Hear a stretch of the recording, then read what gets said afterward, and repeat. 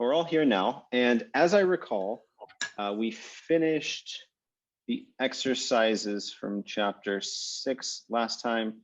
That's what my memory tells me anyway. Let me just double check. Yeah, okay, so we just finished those. And now the next thing to be done is chapter 7, which we'll go through together, and then exercises to chapter 7. By popular request, I added a new thing, and as a result, a bunch more exercises. So you have your fellow students to thank for the fact that there are 80 sentences in our exercises. So we'll try to get through those. Oh, okay. Okay. Hold on a second. Okay. All right. So yeah, relative clauses of adverbial predicates. This part's pretty important because we're not going to learn all of the different ways of making relative clauses in Egyptian in this one chapter. That would be pretty much impossible because there's lots and lots of ways. But they are, like, the way that they are organized is such that they will become very natural. So by the time you've seen every type of Egyptian relative clause, they'll click. It's actually pretty awesome. So Jim Allen always says to his classes that, like, relatives in Egyptian are actually way easier than English, and I agree with him. The problem is that if you're a fluent English speaker, you've become accustomed to these really grammatically difficult relative clause constructions, and it can be kind of hard to unlearn that.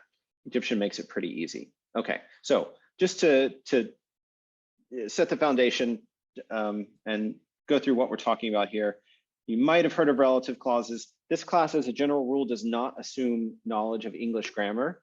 And in fact, I'll ask for your help. If there is a place in this textbook where there's some kind of grammatical subject that is not just like common knowledge, please point it out to me, because I would like to go in and add an explanation. I want to make sure that you can come to this with no knowledge of English grammar or anything like that. Okay, so relative clauses, that's basically where you add more information about a noun by subordinating an entire sort of mini sentence, right? So the example here, the man who was in the house looked through the window. This who was in the house is almost a complete sentence, because we could make a sentence like the man is in the house, or sorry, the man was in the house. We've changed very little and we have a complete English sentence. So with a relative clause, what we've done is we've taken a complete sentence, we've tweaked it a little bit to mark it as a relative clause, and we've then just attached it to a noun that exists in the main sentence. So relative clauses, generally, they're subordinate structures, which means that they can be removed without affecting the rest of the sentence. So in our example here, the man who was in the house looked through the window. I can just cut out the relative clause. The man looked through the window, and it's still a perfectly valid sentence. So the relative clause is truly additional. At the same time, the relative clause itself, who was in the house, is not a complete sentence. It doesn't really have a subject. Who is kind of like a subject, but not really a full subject. So it's not a sentence, it must be a subordinate clause. I don't know whether we've mentioned main and subordinate clauses before, but I think their meaning is pretty self-explanatory. And then just to add a little bit more terminology, this again is common terminology. Relative clauses must have some sort of antecedent.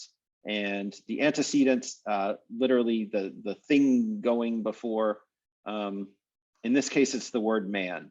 So the relative clause modifies the word man. It tells us something about him. He's the guy who is in the house, as opposed to some other guy who is walking down the street or whatever. It gives us additional information about this noun.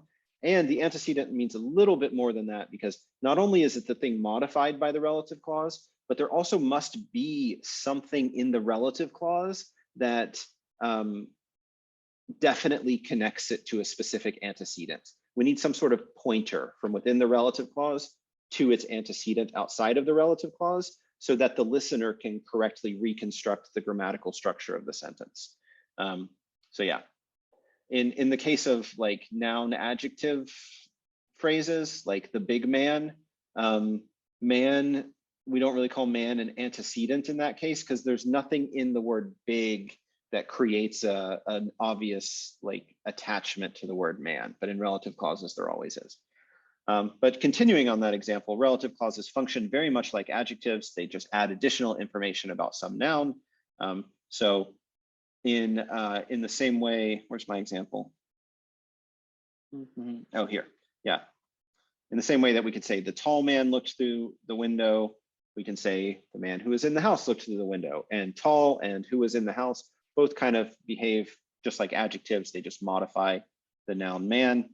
And in fact, in most cases, we can take a relative clause, at least the sort of relative clause that we're talking about in this chapter, and just convert it into an adjective.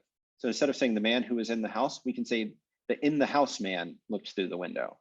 And although that is kind of awkward, it's still grammatical, and it does a really good job of illustrating why we might group relative clauses and other grammatical constructions under this umbrella term, adjectival clause. It's a subordinate clause that behaves like an adjective or functions like an adjective, to use functional terminology. So in English, relative clauses always include some kind of relative pronoun. Well, not always, I shouldn't have said always. Often include some kind of relative pronoun. That's a little tricky, we'll get to it later. But these are things like who, which, or that. You're perfectly familiar with this, I'm sure. Oh, and the tricky part comes right here, implicit relative clauses. So in English, you don't always have to include a relative pronoun. So instead of the man who was in the house looked through the window, we could make the sentence, the man in the house looked through the window, where as a fluent speaker of English, you just intuitively insert a sort of connector here that makes this into the equivalent of a relative clause, but there's no relative pronoun there. It's not explicitly marked. This causes a great deal of confusion when reading Egyptian because Egyptian cannot do this. You can't leave out the relative pronoun in Egyptian. You might be able to find a handful of examples where it happens, but really it's as close to never ever as you're ever going to get with Egyptian grammar. You just cannot stick a prepositional phrase onto a noun and have it work like a relative clause. And if you'll recall from adverbial sentences, the reason for this is that when Egyptian takes just a noun like pazi and adds a prepositional phrase directly onto it in paper, that produces an adverbial sentence. So this grammatical construction is already reserved with a specific meaning. So we can't use it as a stand-in for a relative clause. And then I have a little, this is kind of just like my musing about this. Like if you think about it, any language in the entire world can take a noun and stick a prepositional phrase directly onto the end of it.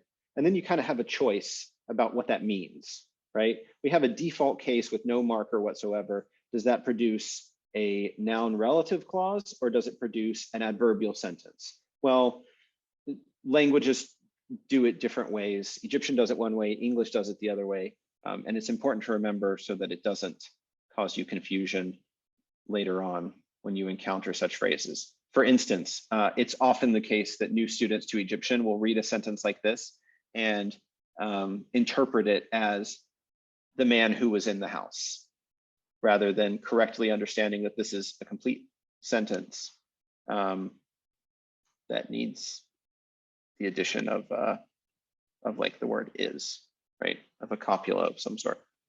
Okay, so that's enough about English comparison. Maybe not, maybe we'll do some more. But conveniently, Egyptian has only a single relative pronoun, nt. So looks like this. One of the Coptic forms, the one that's relevant to us when we're talking about adverbial predicates, is the word et, which is pretty obvious how you get et from nt. Yeah, it's the same word. And I just said which as an English translation, you know, choose which, who, that, whatever, choose whichever one you want. What's important to note about this is that neti is totally unmarked, which is unusual. If you've studied like Latin, it will seem very strange that the relative pronoun is not marked in any way because you're used to having like gender and case endings. Well, in Egyptian, the relative pronoun doesn't carry any of that stuff. All it does is tell you that a relative clause is coming, which is why relative clauses in Egyptian are so easy, because you have a simple word that says, here's a relative clause, and then everything else operates very predictably. Compare that with English, where we might have 4 sentences: the man who is in the house, the thing that is in the house, the man whom I saw, or the thing that I saw. So the choice of who or that is really the choice of animate versus inanimate. We use who with people or non-human persons, or even wild animals. Sometimes do we use like the bear who was in the woods? Yeah, whatever. It's basically the distinction of animate versus inanimate, right? Who and that. And then the distinction of who versus whom is whether the relative clause, the relative pronoun within the relative clause is the subject of the clause or the object of the clause. So in the man who is in the house, who is the subject of this sentence is in the house. In the latter example, the man whom I saw, whom is the object of the verb saw. So that's why there are 2 forms. And again, this is all very formal. In everyday English speech, we don't follow these rules all that closely, but these distinctions do exist. And it's worth noting that they don't in Egyptian. Neither in very formal language or in everyday spoken language, there's no marking whatsoever on the relative clause. And that becomes important later. Okay. So because it is so simple, the way of creating a relative clause is often just to stick the word neti in the middle of things. So here, the same sentence from before, Hazim paper, the man is in the house. We can just insert the word neti after pazi, and we get the man who is in the house. And this is no longer a complete sentence, it's just a noun phrase, but everything works the same. This relative clause has an adverbial predicate, right? It's just a generic relative pronoun subject and then prepositional phrase. So that's really it. So all of that, all the things I just said, I mainly said them because it's deceptively simple. Like I could have just started by saying the way you make relative clause in Egyptian is you stick this one relative pronoun in there. But then, trust me on this, you would start getting really confused once you start trying to do it, because it would feel way too simple. But it truly is that simple. And I hope all of the preamble has convinced you of that. And since it's worthwhile to also learn negations, we'll also learn how to negate a relative clause. So if you remember how we negated sentences with adverbial predicates, it was, let's just see, let's just go to that right now. So you start with an affirmative sentence, in this case, sone menesneu tasenet enyim na senu. The sister is with the siblings. And then to negate it, you add ben at the beginning, and optionally, you may add una at the end, right? So intsone menesneu on, that's actually incorrect Coptic. It should be nesneu, whatever. Or is that correct? Now I don't know. I feel like it should be nesneu, but yeah, no matter, you get it. Okay, so that's our basic rule for negation. If you think about how you would apply this to a relative clause, you might imagine that you just add in neti, so like ta senet. Sorry, I'm not typing very effectively right now. Ta senet neti enyem na senu, the sister who is with the brothers or with the siblings. you might imagine that you just put a ben here, and then optionally a una over here,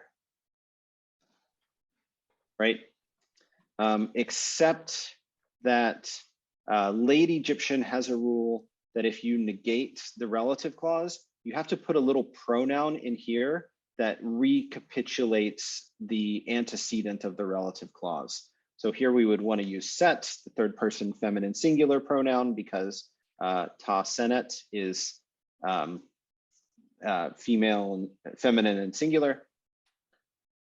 So you get ta senet neti ben set inyem na senu yuna, the sister who she is not with the brothers. So you have to add in that little pronoun in order to make it work. So just before I've introduced these three pronouns that we'll be using. So the class, so there are like 5 or 6 different pronoun sets in Egyptian.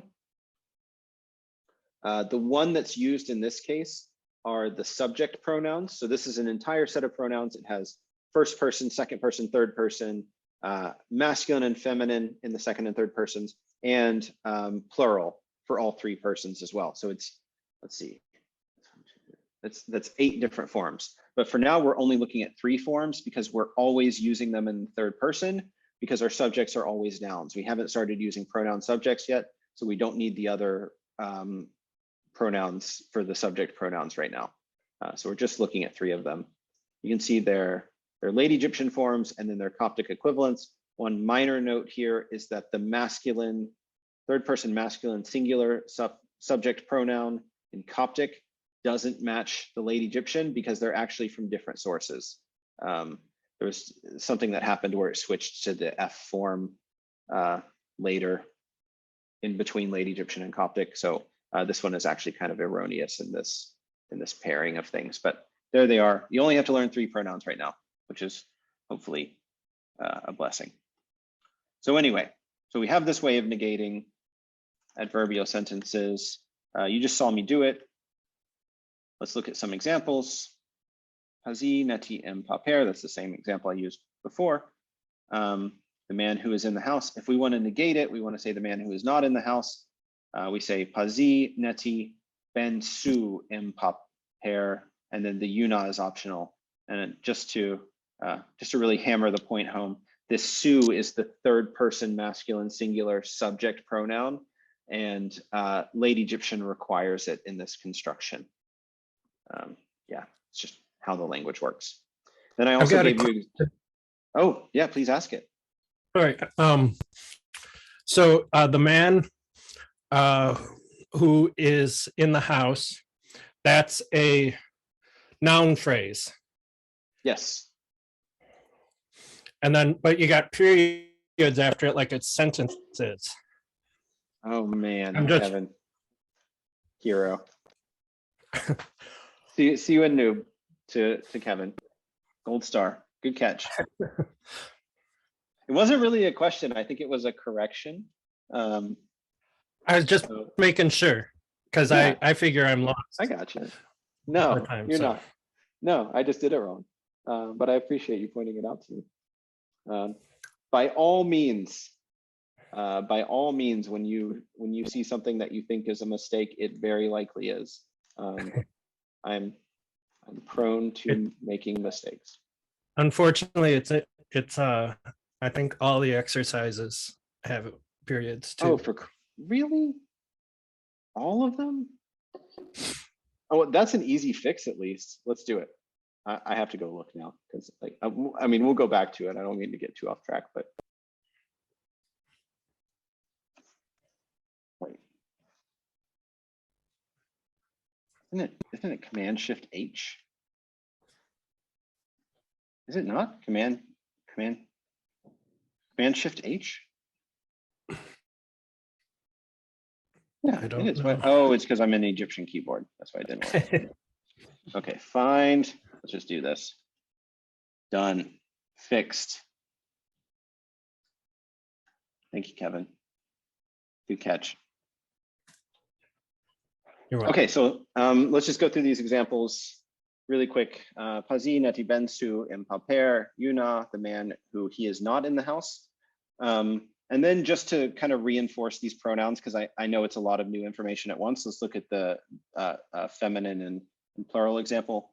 So ta zet hemet neti benset im paper yuna. So the woman who she is not in the house at all.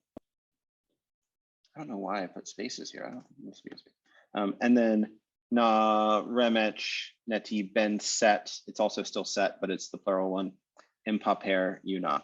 So the people who they are not in the house at all. Yeah, and that's how it works. You won't actually be asked to construct these yet, unless you're the sort of person who, after we're done with all the exercises, goes through and looks at the English translation and tries to reconstruct the Egyptian, which I highly recommend, by the way, but you don't have to. That sounds like a lot of work. But yeah, still, you need to be able to recognize them. And I know it's a bunch of new stuff at once, so I'm trying to make it as easy as I can. Okay, and then one last thing to cover here. This is something that Egyptian does a lot that English really doesn't do quite as often. So in English, we might say something like the one who is in the house, or slightly stilted, but we do still sometimes use it, that which is in the house, where we don't actually want to specify what the thing is. We just want the relative pronoun, and we want to attach it to some sort of dummy antecedent, because we need the syntax to work properly, but we don't actually know what the antecedent is. So we improvise. We say the one who is in the house, or the person who is in the house, or that which is in the house. Egyptian does the same thing, but in Egyptian it's much easier because you have these articles that can kind of survive on their own. You don't actually need to put a noun with them. Articles are much more independent and strong in Late Egyptian. So the way Late Egyptian does this is to say pa neti em paper, literally the which is in the house. And here I've translated it with a little bit of helping stuff to make the English more natural. The masculine one who is in the house. Anyone who's studied Coptic, you've seen this everywhere. This little pet X and Y ultimately derives from this, the one who. And then a feminine example, ta neti em paper, the feminine one who is in the house, and plural also na neti em paper, those who are in the house. It could be those things or those people. I feel like I could have said that which here instead. Can I do just a straw poll real quick? Which one's clearer? If I say the feminine one who is in the house, or just that which? I like the first one better. That's just me. That which? The other one. Otherwise, you can do that which and then put fem dot in parentheses or something like this. Yeah, I'm gonna put both. Hey, there we go.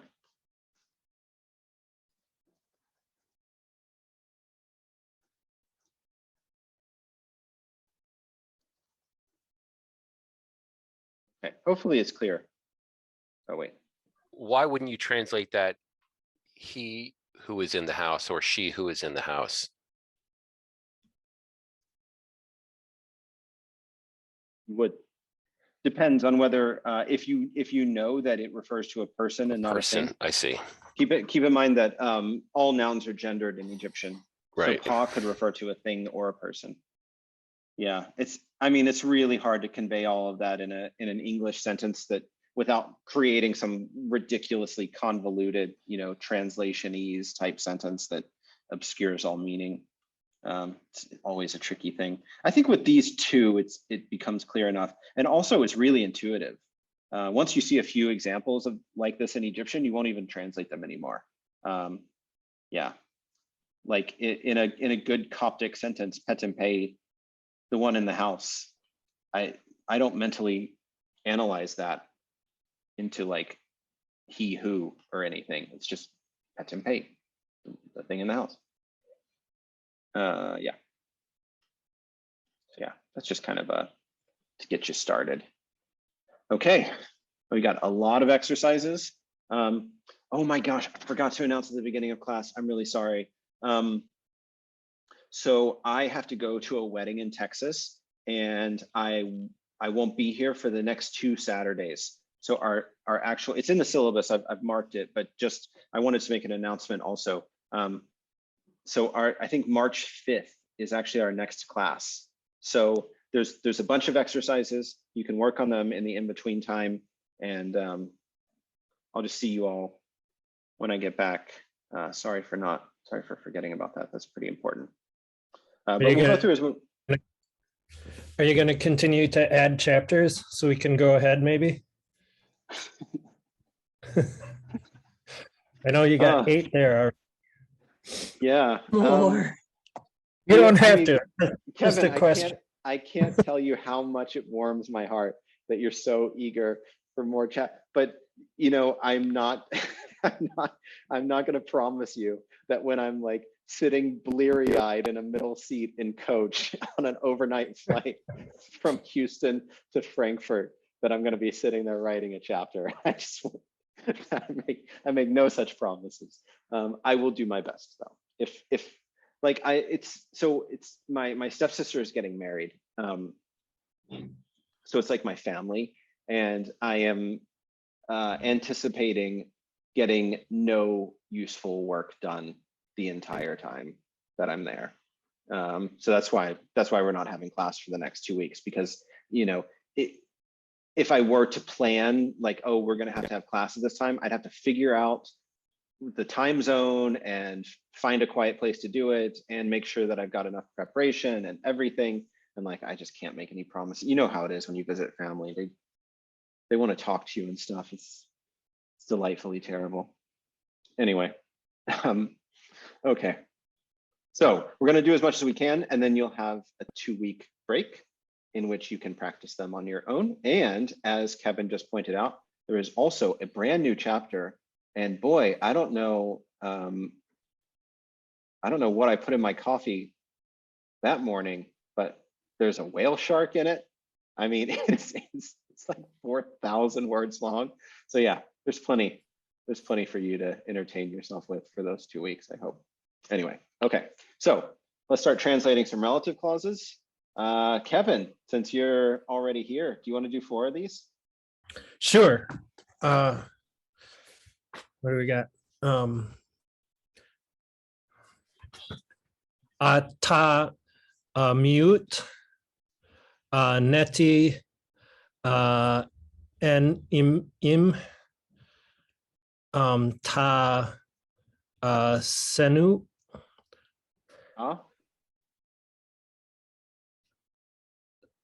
Is it?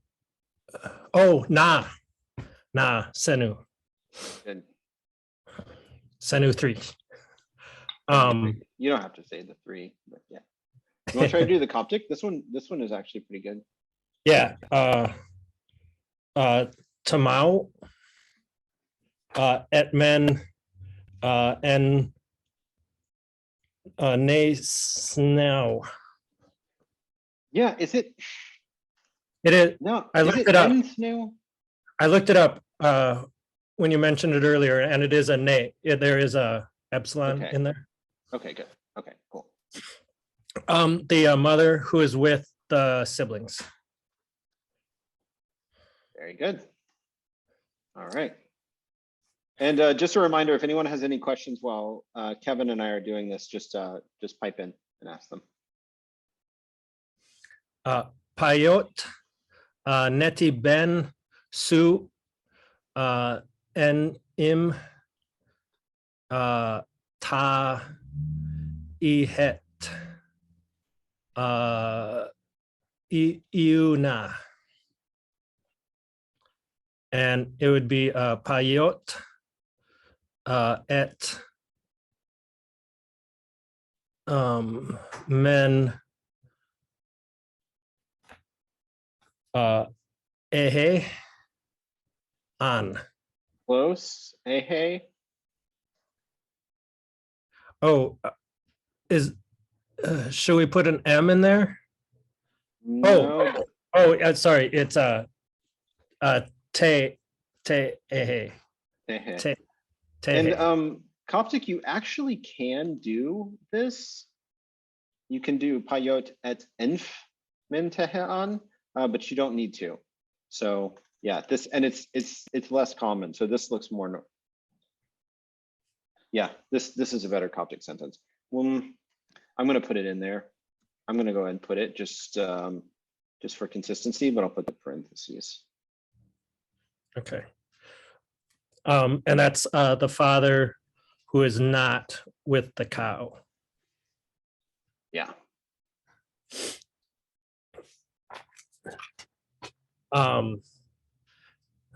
Ta zet hemit neti m ta adebit. The wife or the woman who is in the boat, and it would be te sieme et m pujoi. Yeah. Pujoi, right? It changed. Yeah, we could use emp joy. I've not been doing that just because I don't know. So actually I do know why I've not been doing it, because I'm afraid that if like in cases, like in this case, I went way out of my way to actually, it took me forever to figure out even how to do this, like where it's like Sue, but here it's F, and it's like, I mean, I used a footnote, which I hate footnotes as a general rule, but I couldn't figure out how else to do it, because like I'm trying very hard not to create a situation where I'm like falsely leading you to associate Coptic and late Egyptian things that aren't actually related to one another. So yeah, while the correct Coptic sentence, like teshime et hemp joy, that's a perfectly good Coptic, the woman who is in the boat. But then it might lead someone to erroneously think that this word evolved into that one, and I don't want to do that. Sue and F may be forgiven because maybe at a Proto-Afro-Asiatic they are related. Oh man, Aurelio, I swear to you, when I was writing that chapter, I actually pictured you asking this question. Oh, okay, all right. I feel like I have the gift of prophecy. I actually, in my head, I was like, I wonder if Aurelio is going to say something about the like phonetic shift from Sue to F. Yeah, it's a good point. I mean, I know it's a little, we're getting into some pretty advanced territory for the kind of stuff that we're dealing right now. But yeah, the original suffix pronoun F was probably Sue in like the early version of Egyptian, kind of the first branch off of the Afro-Asiatic common ancestor. That pronoun would have been Sue, and through phonetic change, Sue became an F. And it's super weird because, well, it's actually not super weird, but it feels super weird because it's really hard to imagine Sue becoming F. In a lot of cases of phonetic change, you know, you say that like,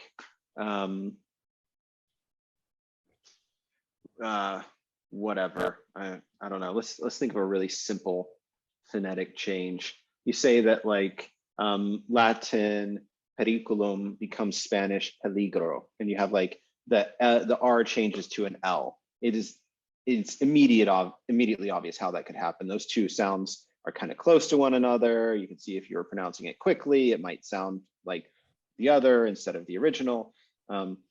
This is one where it's so counterintuitive that for years and years, no one's been able to figure out how it happened. But Aurelio, you found an example in, is it Japanese? You have to go via H, unfortunately. So Yeah. you have to first. Actually, I shift don't think so. from- I disagree with that. But your example, let's have your example first. No, I was just thinking basically it's not uncommon. You see it in Cantonese, you see it in Japanese. If you have an H followed with some kind of W sound, that shifts you over to an F. And so if you can somehow get from the su to a hu, then see. all Yeah. problems are gone. Yeah. But yeah, you have to make that shift first. Yeah, no, that's definitely true. So what happens is, I think, I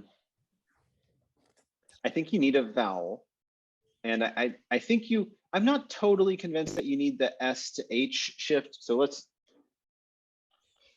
don't know. Sorry if I'm losing anyone in the What did I course do? of this. Sorry, all. Yeah, sorry everyone. I think people might be interested in these sorts of things. I mean, you showed up here. Okay, so from the start you have like phonologically su or sawa. I think you need phonetically a vowel, and then you need the S to H. What? The S to H, or alternatively, a W to V. Both of these are very common phonetic changes that we see all across the world's languages. So S changing into H, what's that called? Debucalization. Yeah, debucalization, super common. And then W to V, what's that called? Develarization. Both of these are known things that happen. I think if you have either one of these, you can very easily get to this. I'm not sure which path we're looking for in Egyptian, but you can do it yourself, you know, like annoy your roommates or whatever. Just go like swa, fa, fa, and hear how, if you follow that path, the steps are actually really tiny. So it goes from seeming completely impossible that you could go from su to F to being really obvious how it could have happened. And here are two valid pathways that have actually happened in real languages. But to your point, Aurelio, that is something that happened in prehistoric Egyptian before we ever had any hieroglyphs written down. It is not what happened in the case of late Egyptian to Coptic for a couple of reasons. One, the phonetic processes that allowed that to happen earlier are no longer active. So, you know, these sound changes happen for different reasons at different times. The S to H and the W to V, those sound changes definitely weren't happening at this time because we have no other evidence for them in the textual record. The other thing is that we actually know where this comes from. It comes from the subject pronouns are always to plus suffix pronoun and or eu, depending on the verb form that they're going with. And this one, I think it comes from either toof or euf, but so we know where it comes from. It's just that one way of constructing the pronoun replaced the older form of the pronoun. It wasn't suggesting the history repeats itself. Just that you can make an even bigger footnote there. You would love that, wouldn't you? If I wrote like an entire treatise on the phonology of Egyptian in this footnote. I'm going to shut up now. I've held everybody up long enough. No. Don't feel that way. It's all interesting stuff. If you didn't follow all of that because you're new to this subject, you can look forward to a time when that conversation will seem perfectly reasonable and comprehensible to you. Feels good. It's fun. Anyway, okay. Sorry, Kevin. No problem. Okay, so that's na remt with a second T, neti, en, im, ta, ihat. A lot of people hanging out with cows in these examples. So that would be ne I would say Laos or no Rome. I don't know. I don't know what the Coptic word that would go with Rome. that. Oh, no Rome. Yeah. Okay. Oh, yeah, I suppose. Neti or et men te hey. Yeah. And the people who are with the cow. Promise I didn't do that on purpose. I mean, all the spending time with cows. Okay, that was 4, and you very patiently waited while I rambled around about prehistoric Egyptian phonology. So thank you very much for your service, and I'm going to look for another volunteer. Somebody else want to volunteer to do 4 of these? Yeah, Mustafa, yeah. let's do it. Percenti, Pasen, percenti, anti, yeah. An im ta senet. oh, this is a good Coptic sentence. I'm excited Yeah. about this one. Pson inte Et, n et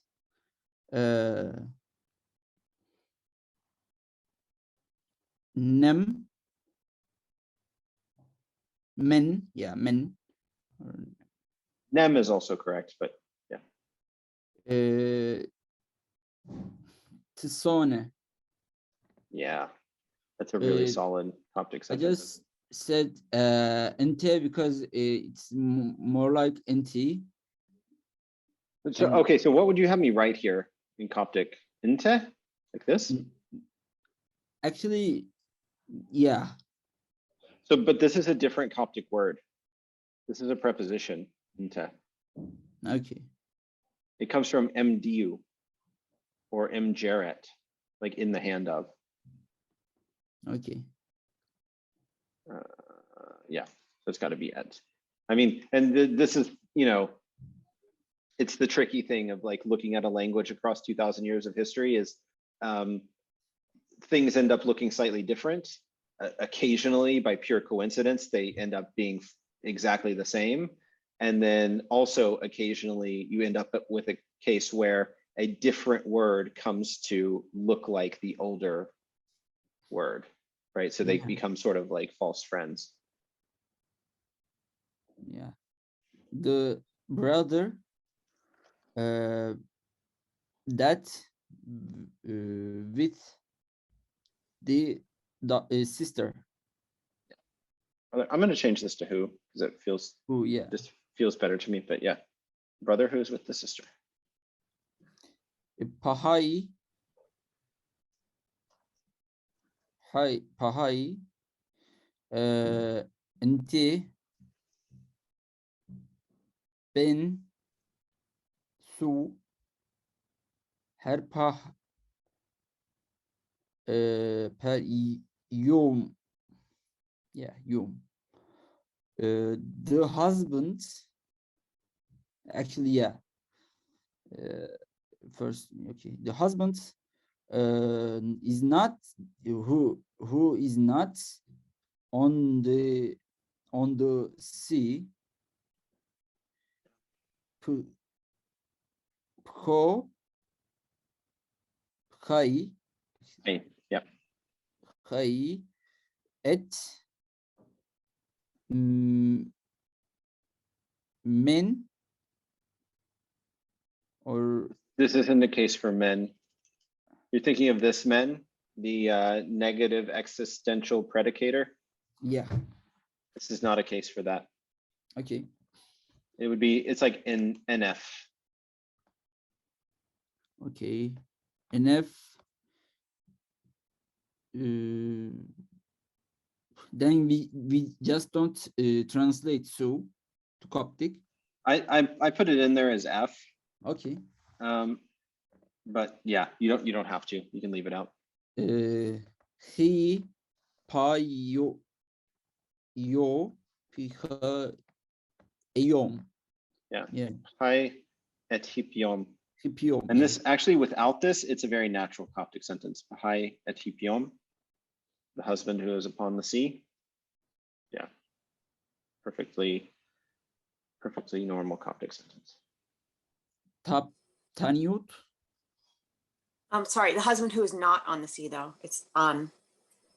Oh, yeah. Yeah. Oh, we need on. Yeah. Oh, good call. Yeah. Yeah. You don't actually need it in Late Egyptian, but you do need it in Coptic, which is, I'm glad you pointed that out. So one of the reasons that you can dispense with this ben su part in Coptic is because the on is now obligatory. So you don't actually need anything here telling you that it's negative because you're going to get it later. So yeah, it has to be in there. Good catch. Was that Aaron? Yeah. Okay. See you in Noob Yeah, for. sorry about that. No, Mm, no apology necessary. Taniut enti im. The town, actually, the town that is there. Yeah. The Coptic Town that is version. there. Tniut, tne, Just nay. et, emau.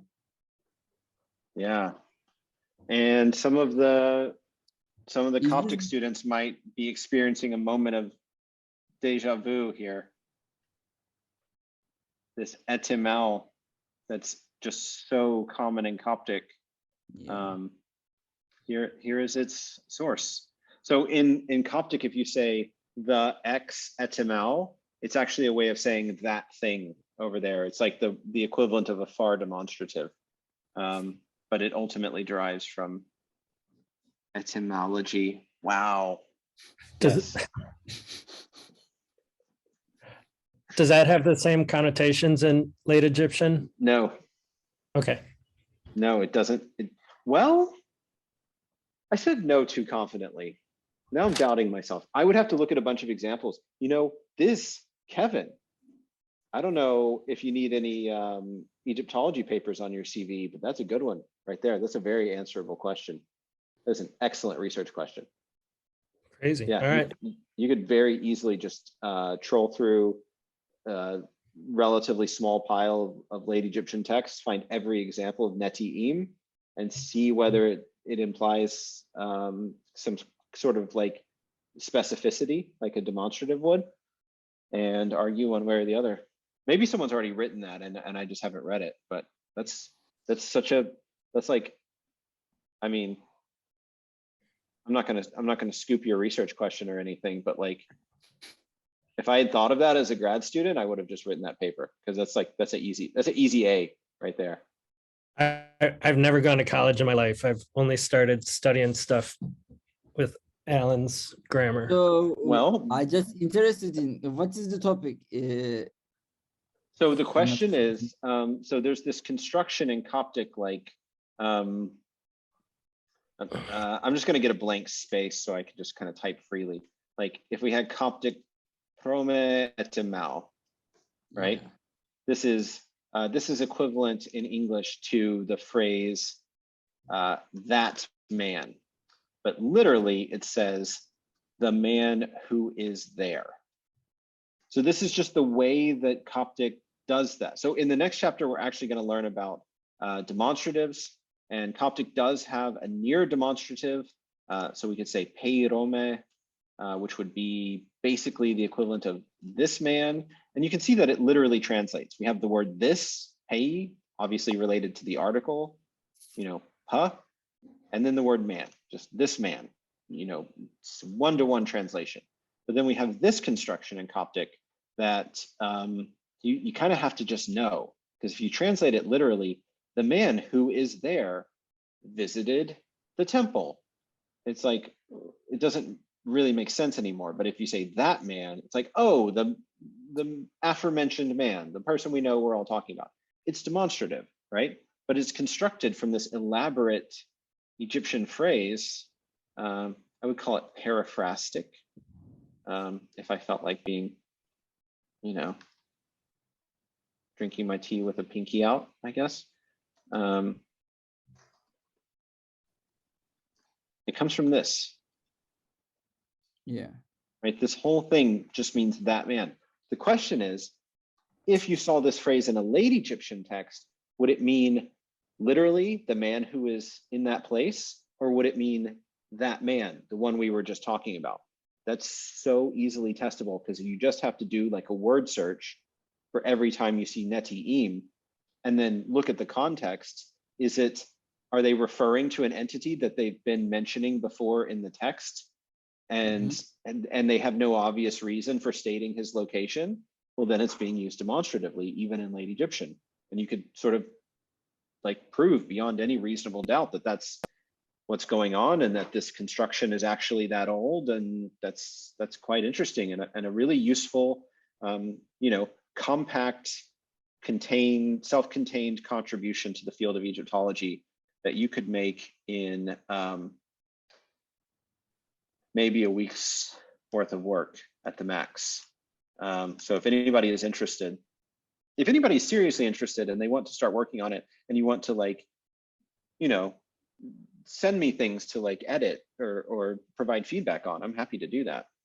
I think that would be really excellent. And to your point, Kevin, about not having gone to college, that doesn't matter one bit. There are plenty of people who publish academic papers who haven't gone to college. That's not a requirement. You just have to cite your sources. Science is for everybody. It's not a, I mean, this is a big, like, you know, sort of personal belief of mine, but which is a little bit idealistic. You know, in the academic world, there's quite a bit of snootiness about credentials, but academic publishers, there really isn't. You write a good paper, it passes peer review, it gets published. So yeah, I wouldn't sell yourself short, really. I strongly believe that you can do that. Anyway, okay, so we got Mustafa. I think you have one more before you're off the hook. Okay. Paket. Enti. Per. Okay. Then pche. Yep. Pche et. Hem. Yeah, I'm just going to use M, but good call with him. Yeah. Hem per. Yeah, it's Actually, just there, it is extinct in the it's time. extinct. It survives in the word erper or erpe, that means temple. So we can assume that it's that, but we don't have Okay. a specific example. Then the wood, which in the house which is in the house. Yeah, the wood which is in the house. Yeah. Yeah.